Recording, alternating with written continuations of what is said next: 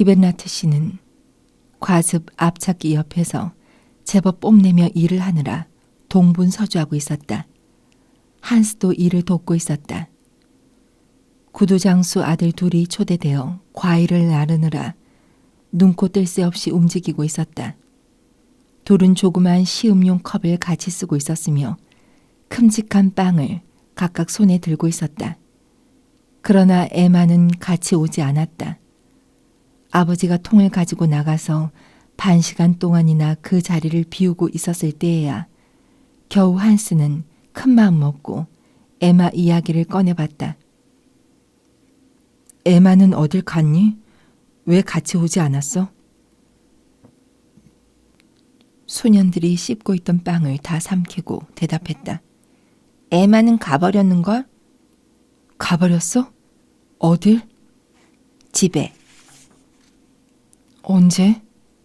오늘 아침에. 소년들은 또 사과에 손을 내밀었다. 한스는 앞찾기를 돌리면서 과즙통을 멍하니 쳐다보고 있었다. 차츰 이유를 알게 되었다. 아버지가 돌아오자 소년들은 고맙다는 인사를 하고서는 달아나 버렸다. 저녁 때가 되자 모두들 집으로 돌아갔다. 저녁 식사가 끝난 후에 한스는 혼자서 그의 방에 앉아 있었다. 10시가 되고 11시가 되었으나 불도 켜지 않았다. 그리고 실컷 잠을 잤다. 여느 때보다 늦게 눈을 떴을 때 그는 오직 하나의 불행과 손실을 희미하게 느꼈을 뿐이다. 에마가 떠나가 버렸다. 인사도 없이. 그가 마지막 밤에 그녀를 찾아갔을 때 그녀는 이미 떠난다는 것을 확실히 알고 있었던 것이다. 그에게 몸을 맡긴 것이라든지 그녀의 웃음소리 키스를 새삼스레 머릿속에 그려봤다. 그녀는 그를 진정으로 대하지 않았던 것이다. 그 때문에 억누를 길 없는 고통과 흥분이 좀처럼 식을 줄 모르는 사랑의 힘과 뒤얽혀서 애달픈 번뇌로 변해버렸다. 이 번뇌의 채찍질에 못 이겨 그는 뜰로, 거리로, 숲속으로 다시 집으로 헤매 다녔다. 이렇게 되어서 그는 너무도 어린 나이에 그가 훗날에 꼭 맛보게 될 사랑의 비밀을 이미 맛보게 되었다. 그 사랑은 그에게 별로 감미로운 것을 가져다 주지 못했다. 그 대신 쓰디쓴 고배만 잔뜩 마시게 한 것이다. 기계공이 되기 위해 일터로 가기로 약속한 금요일이 다가왔다. 아버지는 한스에게 아마로 만든 푸른 작업복과 푸른 모직 모자를 사주었다. 한스는 그것을 입어봤다. 작업복을 입으니 마치 딴 사람 같고 익살맞아 보였다. 교장 선생님, 수학 선생님, 플라이크의 일터, 그리고 목사님 댁을 지나칠 때는 비참한 생각이 들었다. 그토록 애썼던 고생, 공부, 심신을 바쳤던 아늑한 기쁨, 뽐내었던 자만심, 공명심, 그리고 희망에 부푼 몽상. 이 모든 것은 바람처럼 사라지고 말았다. 결국 이 모든 것도 이제 와서 보면 다른 동료들보다 뒤늦게 만인에게 조소를 받으며 제일 서툰 제자가 되어 일터로 들어가는 것이 고작이었던가.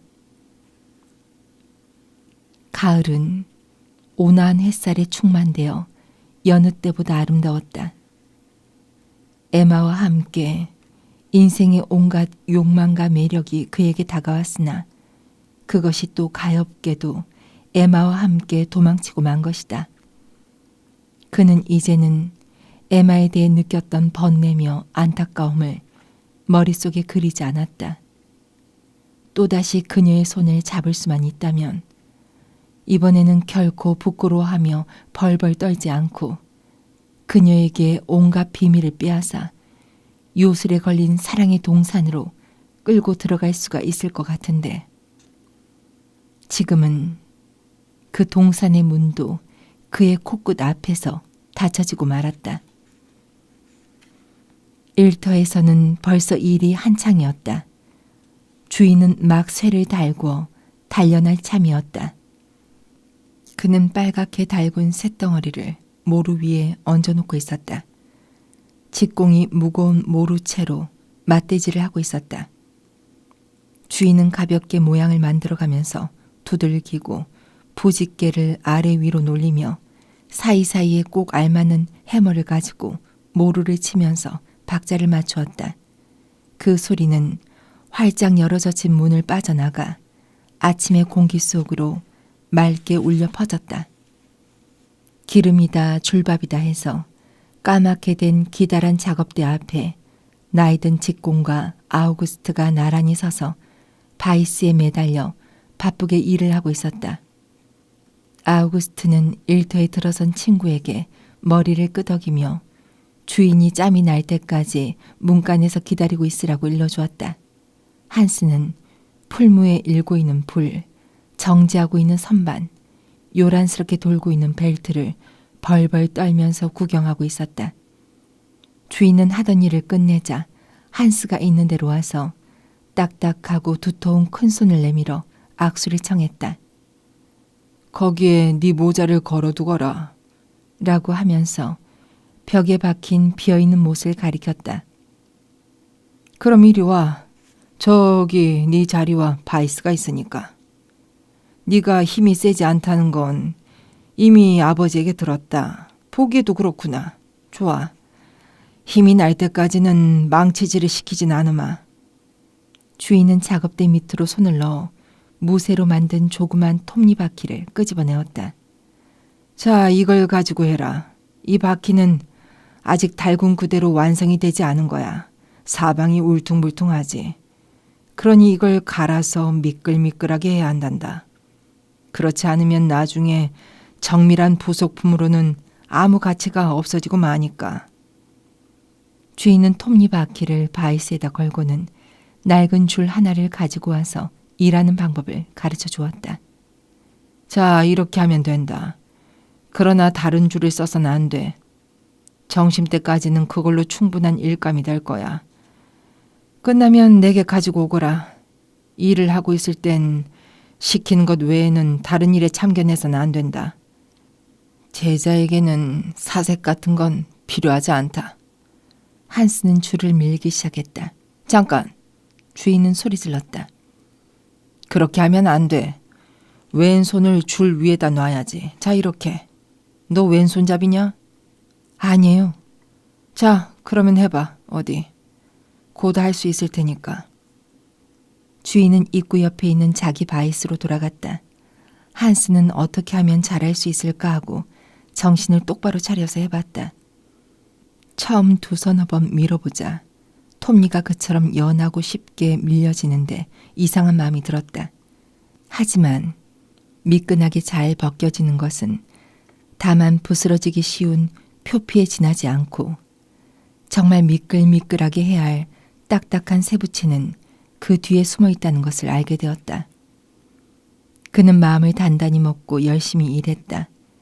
그가 어릴 적 장난을 그만두고서부터 유익하게 쓰일 만한 것이 자신의 손으로 만들어지게 되는 기쁨을 처음으로 맛보게 된 것이다. 한스는 손이 벌써 새까맣게 되어버린 것을 보고 무척 유쾌한 기분이 들었다.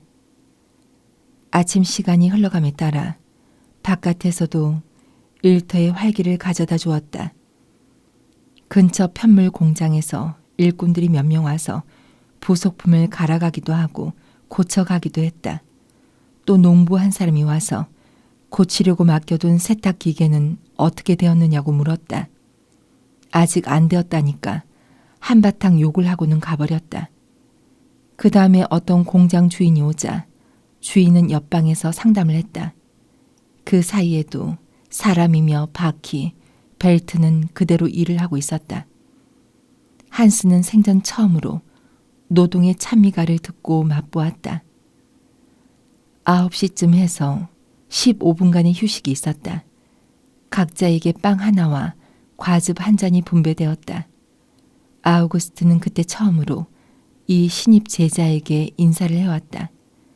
그는 한스를 격려해 주었다. 그리고 처음 받아보는 주급을 가지고 동료들과 함께 흥겹도록 써버릴 다음 일요일에 대해 정신없이 떠버리기 시작했다. 그때 마침 제1급 직공이 다시 줄을 밀기 시작했기 때문에 모두들 서둘러 각자의 자리로 몰려갔다. 10시와 11시 사이가 되자 한스는 지치기 시작했다. 무릎과 오른쪽 팔이 쑤셨다. 한쪽 무릎에 얹었던 다리를 다른 쪽으로 옮기고 몰래 기지개를 켰으나 별 효과도 없었다. 그래서 잠시 줄을 옆으로 놓고 바이스의 몸을 기대었다. 약간 현기증이 일었다. 눈을 감았다. 한 1분쯤 되었을까. 그때 마침 주인이 한스 뒤에 와 있었다. 예, 어떻게 된 거니? 벌써 지쳤어? 네, 좀... 한스는 고백했다. 곧 괜찮아. 이번엔 납땜질을 보여주지. 따라와라. 한스는 군침을 삼키며 납땜질을 구경했다. 처음에 인두를 불에 달구고 그 다음에는 땜질할 곳에다 염산을 칠하는 것이었다. 그런 다음에는 불에 달군 인두를 대자 하얀 금속이 흐르면서 치익 하고 소리가 났다. 걸레를 가지고 와서 잘 닦아라. 염산은 쇠를 녹이니까 금속 뒤에다 그냥 놔두면 안 돼. 한스는 또다시 바이스 앞에 서서 줄로 톱니바퀴를 밀었다. 팔이 쑤시고 아팠다. 줄을 꼭 누르고 있어야 하는 왼손이 빨갛게 되어서 쓰리기 시작했다. 정오쯤 해서 직공 감독이 줄을 놓고 손을 씻으러 갔을 때 한스는 그의 일거리를 주인에게 가지고 갔다. 주인은 그것을 힐끔 봤다. 좋아, 됐어. 잘했다. 네 자리 밑에 상자 속에 똑같은 톱니바퀴가 하나 더 있으니 오후에는 그걸 갈도록 해라. 한스도 손을 씻고 집으로 갔다. 점심시간이었기 때문이다. 옛날 학교 친구였던 상인 견습생 둘이 한스의 뒤를 쫓아오며 놀려댔다. 어이, 주 시험을 치른 대장장이. 그중 한 사람이 이렇게 소리쳤다. 한스는 걸음을 재촉했다. 정말 이 일을 마음에 들어 하는가, 그렇지 않은가, 자신도 알 수 없었다. 일터는 그의 마음에 들었지만 너무나 힘들었다. 정말 힘들어서 미칠 것 같았다. 집으로 돌아와 막 자리에 앉아서 식사를 한다고 호들갑을 떠는데 갑자기 머리에 떠오르는 것이 있었다. 에마였다.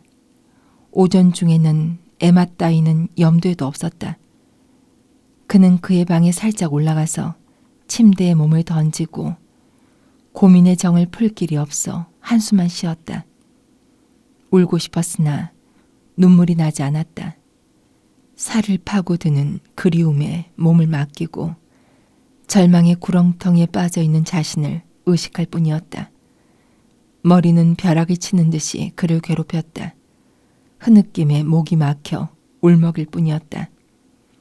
점심 식사는 차라리 고통이었다. 아버지가 싱글벙글하고 계셨기 때문에 아버지 말씀에 대답도 해야 했고 마음에도 없는 익사를 부려야 했다. 점심을 끝내자 뜰에 나서서 몽유병자처럼 15분쯤 햇볕에서 시간을 보내자 또 일터로 가야 할 시간이 되었다. 벌써 오전 중에 두 손에 빨간 못이 박혀 그것이 조금씩 쑤시기 시작하더니 저녁 때는 무엇을 잡기 어려울 정도로 부풀어 올랐다. 그런데도 한스는 일이 끝나고 집으로 가기 전에 아우구스트가 가르쳐주는 대로 아우구스트의 일터를 치워 놓아야 했다. 토요일은 더욱 나빴다. 두 손이 타는 것 같았다.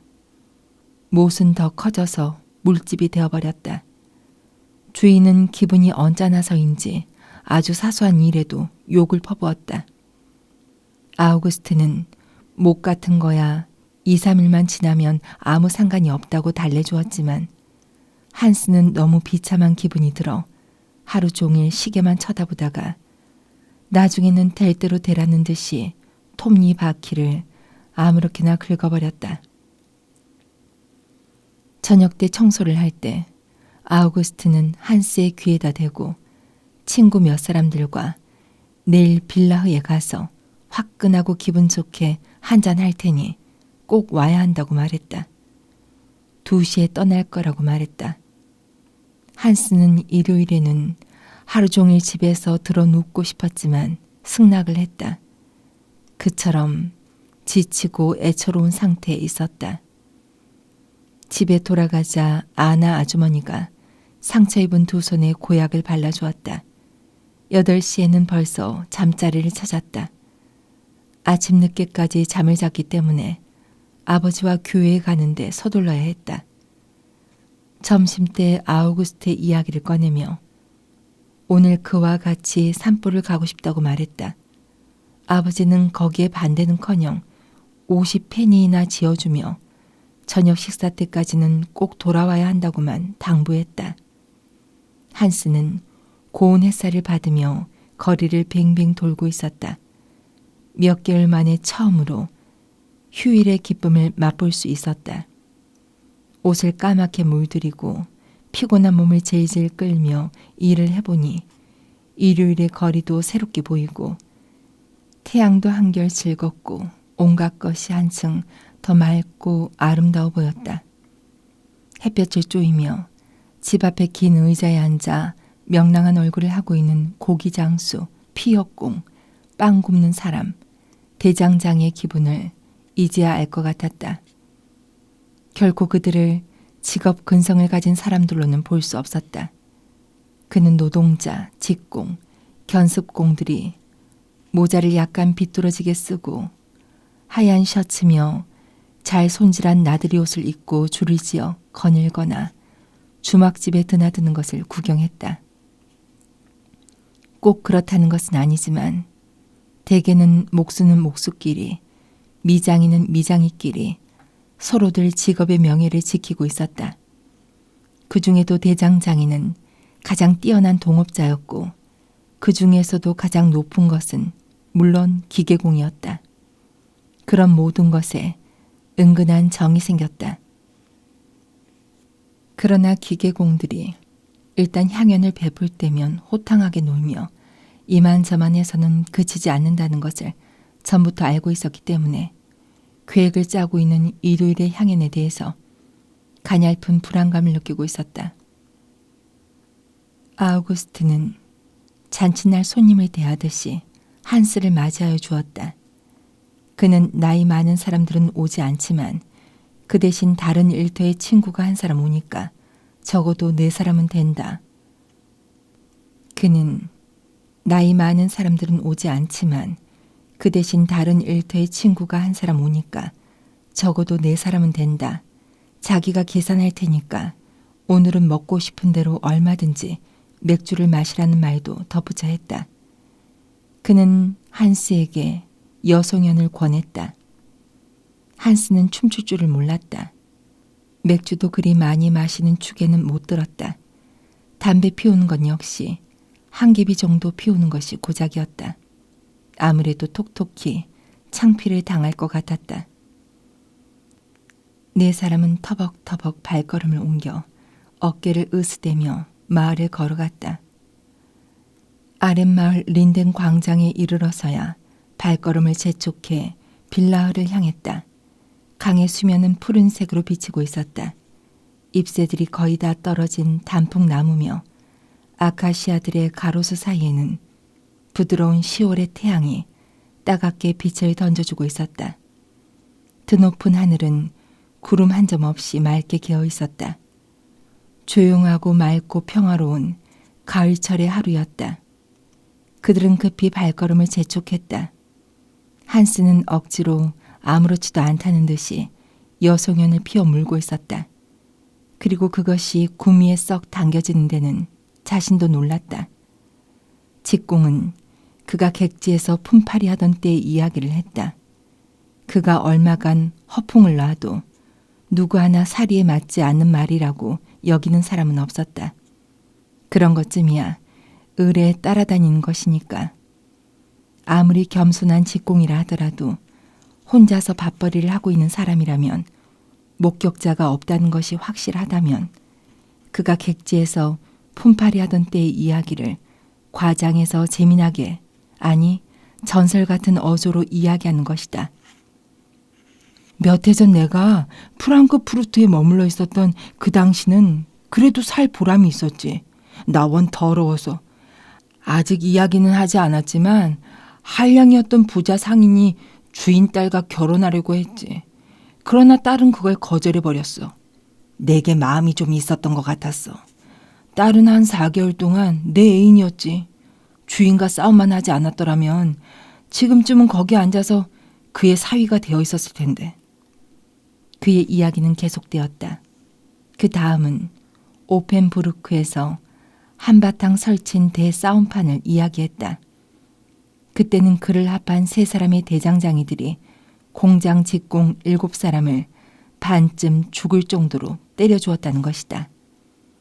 이와 같은 이야기를 냉정한 어조로 그러나 아주 열심히 마음에 들게끔 이야기했다. 모두 아주 만족해서 귀를 기울였다. 아우구스트는 기분이 좋아져서 쉴 새 없이 웃음보를 터뜨리며 맞장구를 쳤다. 그들은 국도를 따라 강 아래쪽으로 향해 내려갔다. 천천히 오르막길이 되어 활 모양으로 굽어진 오르막 차도를 택하느냐, 거리는 반밖에 안 되지만 가파른 오솔길을 택하느냐로 옥신각신하다가 차도를 택하기로 했다. 오솔길은 일하는 날이나 산보하는 신사들이 택할 길이었다. 보통 서민들은 차도를 좋아했다. 차도에서는 편안하게 걸을 수 있고 걸으면서 이야기도 주고받을 수 있었다. 그래서 모두들 차도로 갔다. 그들은 이번에는 이야기 대신에 휘파람을 불기 시작하여 1시간 후에 빌라에 닿을 때까지 휘파람을 그치지 않았다. 그 마을은 우뚝 솟은 까만 산림을 배경으로 하여 가을빛이 완연한 나무들 사이에 가로놓여 빨간 기와며 은혜색 집 지붕이 여기저기 흩어져 있었다. 젊은이들은 어느 요리집에 들어갈까 하고 말을 주고받았지만 의견이 일치되지 않았다. 닷집에는 제일 좋은 맥주가 있었지만 백조 집에는 제일 좋은 과자가 있고 또 모퉁이 집에는 아름다운 주인집 딸이 있었다. 결국 아우구스트가 닷에 가기를 우겨대었다. 그리고 2서너 잔 돌리고 모퉁이 집으로 가자고 했다. 닷집은 손님들의 입장에서 볼 때 낡은 농부들의 요리집이 아니라 고급 요리집이었고 창문이 많은 현대식 사각 벽돌집이었다.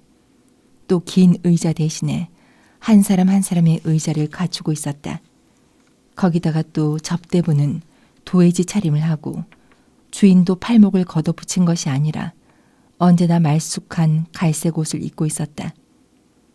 그는 원래는 파산했는데 맥주 회사 경영자인 채권자 대표에게 그의 집을 전세로 얻고 있었다.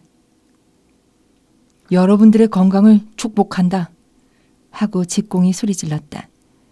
그리고서는 다른 3사람과 컵을 맞대고 솜씨를 보이기 위해 단숨에 술잔을 들이켰다. 이봐요, 아름다운 아가씨. 술잔이 비었잖아요.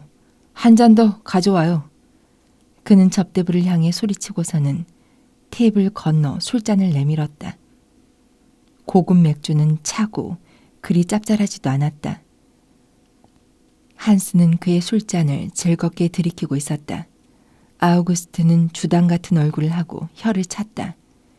틈틈이 연통이 막힌 난로처럼 담배를 빠꼼빠꼼 피우고 있었다. 한스는 마음속으로 그것을 감탄하고 있었다. 인생을 터득하고 즐겁게 놀 줄 아는 사람들과 같이 요리집의 식탁에 마주 앉아 있다는 것은 그리 나쁘지 않았다. 같이 웃고 떠들며 술잔으로 식탁을 쾅쾅 치면서 이봐요 아가씨, 한 잔 더 줘요 하고 소리 지른다는 것은 3년 묵은 체증이 내려가는 듯이 후련하고 사나이다웠다. 다른 곳에서 일하는 같이 온 직공도 흥에 겨워 이야기를 시작했다. 그가 알고 있는 울룸의 대장장이는 고급 울룸 맥주를 20잔이나 마실 수 있다고 했다. 이런 이야기들은 대단한 갈채를 받았다.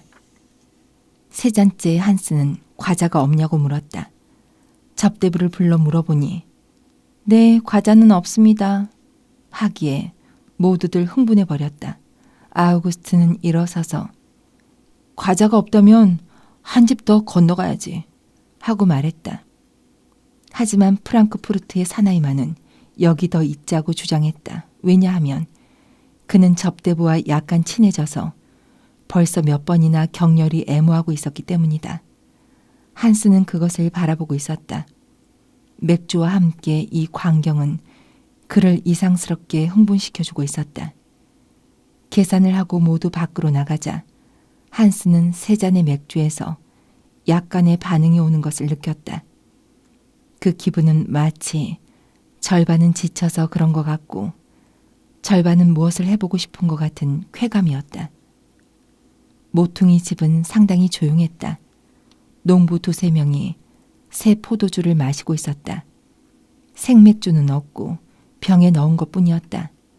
모두의 앞에 맥주 한 병씩이 놓여졌다.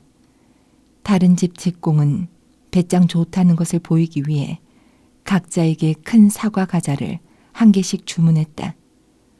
한스는 갑자기 심한 시장기가 느껴져 계속해서 그것을 먹었다.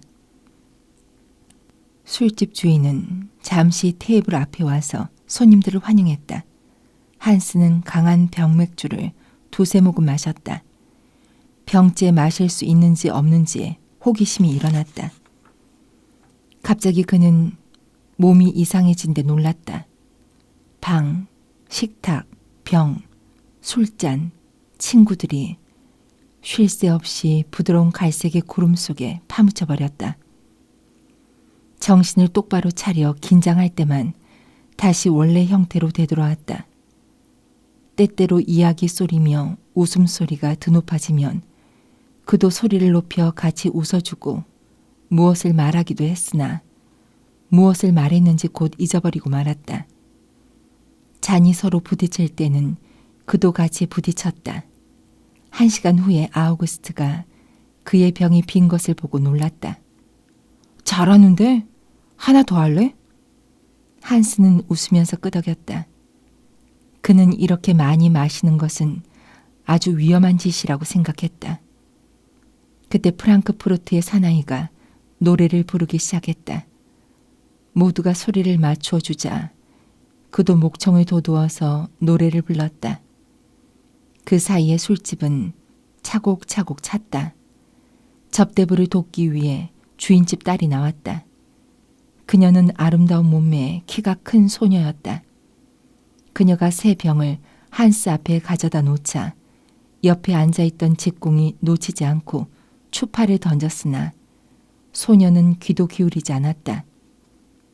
그 직공에게 아무 관심이 없다는 것을 보여주기 위해서인가. 그렇지 않으면 곱상스럽게 생긴 소년의 조그만 얼굴이 마음에 들었음인가. 그녀는 한스를 보며 손으로 재빨리 그녀의 머리카락을 매만졌다. 그런 다음엔 주방으로 돌아갔다. 한스의 귀에 들려오는 것은 흐리멍텅한 소리뿐이었다. 2병째 병이 거의 끝나갈 무렵 말이 헛나오기 시작하고 웃는데도 곤란을 겪게 되었다. 술에 취했다는 것을 알게 되자 너무 많이 마신 것에 씁쓸한 생각이 들었다. 마치 먼 곳에서 가지가지 불길한 징조가 그를 기다리고 있는 것 같았다. 집에 가는 길이며 아버지와의 충돌이며 내일 아침 또 일터를 찾아가야 한다는 것들로 차츰 두통이 나기 시작했다. 다른 사람들도 상당히 지긋지긋한 것 같았다. 약간 술이 깨자 아우구스트는 계산! 하고 말했다. 서로들 휘청거리며 웃으면서 거리에 나서자 벌써 저녁 달빛에 눈이 부셔 눈을 똑바로 뜰 수가 없었다. 한스는 거의 똑바로 서지도 못하고 심하게 비틀거리며 아우구스트에게 몸을 기대었다. 그는 한스를 부축하여 데리고 가주었다. 곧장 집으로 갈 작정이었으나 백조 앞을 지나치자 직공은 여기에도 들어가자고 고집했다. 한스는 문간에서 소매를 뿌리쳤다. 나는 가야 돼. 넌 혼자서 걸을 수 없잖아. 하고 직공이 웃었다. 그래도 난 꼭 가야 돼. 그럼 브랜디라도 한 잔에 이 꼬마야. 한 잔만 마시면 설 수도 있고 이 위도 가라앉아. 언제 지어졌는지 한스의 손에 조그만 잔 하나가 쥐어져 있었다. 그는 그것을 절반이나 쏟아버렸다. 나머지를 마시자 목구멍이 불에 타는 것 같았다. 심한 구역질이 나서 몸을 떨었다. 혼자서 계단을 비틀거리며 내려서 보니 어떻게 해야 마을을 나설 수 있을지 까마득했다. 집, 울타리, 정원들이 옆으로 빙빙 돌며 그의 앞을 소용돌이 쳐갔다. 그는 사과나무 밑에 젖은 풀밭에 들어 누웠다. 온갖 불쾌한 감정이며 쓰디쓴 불안감, 걷잡을 수 없는 생각 때문에 잠을 청할 수도 없었다. 어떻게 집으로 돌아갈 수 있을까? 아버지에게 무엇라고 말해야 하나? 내일은 어떻게 될 것인가? 그는 이제 영혼의 품속에서 쉬어야 할 것 같은 비참한 생각이 들었다. 머리며 두 눈이 쑤시고 아팠다. 아, 내 사랑 아우구스틴이여, 아우구스틴이여, 아우구스틴이여. 아, 내 사랑 아우구스틴이여. 모든 것은 가고 말았구나. 노래를 그치자 무엇인가 가슴에서 뭉클한 게 올라와 분명치 않은 생각과 기억, 부끄러움과 자책이 흐린 물결이 되어 그에게 밀려왔다. 1시간쯤 지나자 벌써 날이 어두워지기 시작했다. 그는 일어서서 비틀거리며 간신히 고개를 내려왔다. 아들이 저녁 식사하러 돌아오지 않았을 때 기벤라트 씨는 한동안 욕짓거리를 그치지 않았다. 9시가 되어도 여전히 돌아오지 않자 그는 오랫동안 쓰지 않았던 단단한 등나무 지팡이를 꺼냈다. 그놈은 이제 매를 맞지 않을 나이가 되었다고 생각하겠지만 돌아오기만 해봐라. 눈앞에 번개불이 일게 할 테니. 10시에 그는 현관 열쇠를 채웠다. 밤놀이를 하려고 한다면 어디서 밤을 새워야 하는지 맛 좀 봐야 해. 그래도 그는 잠을 자지 않은 채 한스가 언제쯤 현관의 손잡이를 돌려보고 두려움에 쌓여 초인종을 누를지 기다리고 있었다. 그는 그 장면을 상상해 봤다. 할 일 없이 돌아다니는 놈은 지독하게 혼이 나야 해. 분명히 술을 먹고 골아 떨어졌을 거야. 그 못난 놈, 이 간악한 놈, 이 거지 같은 놈. 뼈가 으스러지도록 두들겨 패줘야지. 하지만 그의 분노도 잠에는 지고 말았다. 바로 그 시각에 그처럼 위협을 받고 있었던 한스는 벌써 차가운 몸이 되어 천천히 소리 없이 어두운 강 속에서 아랫마을로 흘러가고 있었다. 구역질도 부끄러움도 괴로움도 그에게서 떠나갔다.